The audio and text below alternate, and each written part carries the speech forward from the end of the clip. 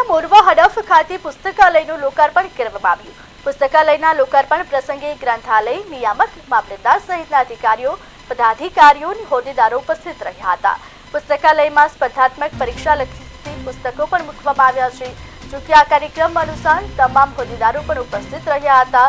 ત્યારે મોરવા હડફ ખાતે પુસ્તકાલયનું લોકાર્પણ કરવામાં આવ્યું। પુસ્તકાલયના લોકાર્પણ પ્રસંગે ગ્રંથાલય નિયામક, મામલતદાર સહિતના અધિકારીઓ, પદાધિકારીઓ, હોદ્દેદારો ખાસ ઉપસ્થિત રહ્યા। પુસ્તકાલયમાં સ્પર્ધાત્મક પરીક્ષા લક્ષી પુસ્તકો પણ મૂકવામાં આવ્યા છે।